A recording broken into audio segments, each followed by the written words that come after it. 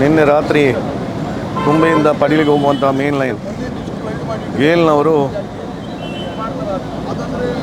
ಆ ಪೈಪ್ ಅವರ ಕೆಲಸ ಕಾಮಗಾರಿಯಿಂದ ಬ್ರೇಕ್ ಆಗಿದೆ. ಇವತ್ತು ಅವರು ನ್ಯಾಷನಲ್ ಹೈವೇ ಪರ್ಮಿಷನ್ ತೆಕ್ಕೊಂಡು ಕೆಲಸ ಮಾಡ್ತಾಯಿದ್ದಾರೆ ರಾತ್ರಿ ಹೊತ್ತಿಗೆ. ಆದರೆ ಮಂಗಳೂರು ಮಹಾನಗರ ಪಾಲಿಕೆಯ ಅಧಿಕಾರಿಗಳ ಹತ್ರ ಆಗಲಿ ಯಾರ ಹತ್ರ ಕೂಡ ಅವರು ಕೋಆರ್ಡಿನೇಷನ್ ಮಾಡದೆ ಈ ಕೆಲಸಗಳನ್ನು ಮಾಡೋದ್ರಿಂದ ಈ ಅವಾಂತರ ಆಗಿದೆ. ಇದರಿಂದಾಗಿ ಮಂಗಳೂರು ಸಿಟಿಗೆ ಒಂದು 3 ದಿವಸ ನೀರಿನ ಅಡಚಣೆ ಆಗ್ತದೆ. ಈಗಾಗಲೇ ಗೇಲ್ನ ಕಮಿಷನರ್ ಬಂದಿದ್ದಾರೆ. ಕಮಿಷನರ್ ಒಟ್ಟಿಗೆ ನಾವು ಈಗಾಗಲೇ ಮಾತಾಡಿದ್ದೇವೆ. ಯಾಕಂದರೆ ಇಂಥ ಅವಾಂತರದಿಂದ ಇಡೀ ಮಂಗಳೂರಿಗೆ ನೀರು ಇರುವುದಿಲ್ಲ. ಈಗಾಗಲೇ ಮಂಗಳೂರು ಮಹಾನಗರ ಪಾಲಿಕೆಯ ಒಳಪಟ್ಟ ಪ್ರದೇಶದಲ್ಲಿ ಗೇಲ್ನವರ ಯಾವುದೇ ಕೆಲಸ ನಾವು ಬಿಡುವುದಿಲ್ಲ. ಆದ್ದರಿಂದ ಇದು ನಮ್ಮ ಏನೇ ಕೋಆರ್ಡಿನೇಷನ್ ಇಲ್ಲದ ಆದಂಥ ಅವಾಂತರ.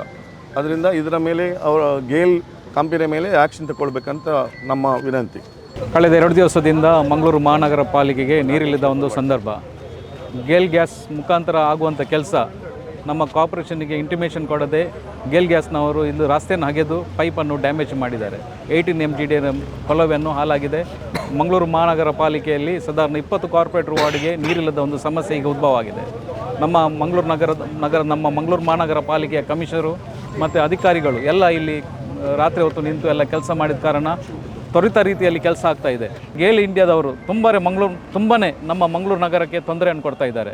ಮಂಗಳೂರು ನಗರದಲ್ಲಿ ಕೂಡ ಎಲ್ಲ ಕಡೆಯಲ್ಲಿ ಅಗೆದು ಎಲ್ಲ ರಸ್ತೆಯಲ್ಲೆಲ್ಲ ಹಾಳು ಮಾಡಿ, ನಾವು ರೆಸ್ಟೋರೇಷನ್ ಮಾಡಿದಂಥ ರಸ್ತೆಗಳು ರಾತ್ರಿ ಕೆಲಸವನ್ನು ಅಗೆದು ಹಾಳು ಮಾಡಿ ಈಗ ಸಾರ್ವಜನಿಕರಿಗೆ ತೊಂದರೆಯನ್ನು ಮಾಡ್ತಾ ಇದ್ದಾರೆ. ಇವರ ಮೇಲೆ ಕಠಿಣ ಕ್ರಮ ತಗೊಳ್ಬೇಕಂತ ನಾವು ಆಯುಕ್ತರಲ್ಲಿ ಮನವಿ ಮಾಡಿದ್ದೇನೆ. ನಾವು ಇದಕ್ಕೆ ಹೋರಾಟ ಕೂಡ ಮಾಡ್ತಿದ್ದೇವೆ. ನಾವು ಪರಿಷತ್ತಿನ ಸಭೆಯಲ್ಲಿ ಯಾವಾಗಲೂ ಒತ್ತಾಯ ಮಾಡ್ತಾ ಇದ್ದೇವೆ. ಮಂಗಳೂರು ಮಹಾನಗರ ಪಾಲಿಕೆಯ ವ್ಯಾಪ್ತಿಯಲ್ಲಿ ನಡೆಯುವಂಥ ಯಾವುದೇ ಕಾಮಗಾರಿಗಳಿಗೆ ಒಂದು ಕೋಆರ್ಡಿನೇಷನಲ್ಲಿ ಕೆಲಸ ಮಾಡಬೇಕು. ನಮ್ಮ ಇಂಜಿನಿಯರ್ಸಿಗೆ ತಿಳಿಸಬೇಕು. ಈಗ ನಿನ್ನೆ ನೋಡಿ ಒಂದು ಘಟನೆ ನಡೆಯಿತು.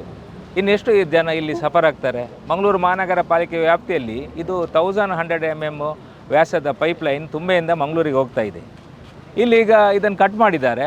ಇನ್ನು ರಿಪೇರಿ ಆಗಲಿಕ್ಕೆ 2 ದಿನ ಆಗ್ಬೋದು, 3 ದಿನ ಆಗ್ಬೋದು. ಒಟ್ಟಾರೆಯಾಗಿ ಒಂದು 3-4 ದಿನ ಆದರೆ ಮಂಗಳೂರಿಗೆ ನಗರಕ್ಕೆ ಈ ಪಡೀಲ್ ಪಂಪ್ ಹೌಸಿಂದ ಎಲ್ಲೆಲ್ಲಿ ನೀರು ಸಪ್ಲೈ ಆಗ್ತದೆ ಅಲ್ಲಿಗೆ ಸುಮಾರು 10-15 ದಿನಗಳ ಕಾಲ ನೀರಿನ ಸಮಸ್ಯೆ ಬರುತ್ತದೆ. ಇದು ಭಾಳಷ್ಟು ನಾನು ಈಗ ಆಯುಕ್ತರ ಹತ್ರ ಮಾತಾಡಿದೆ. ಯಾಕೆಂದರೆ ಇಂಥ ಘಟನೆಗಳು ನಡೀಬಾರ್ದು.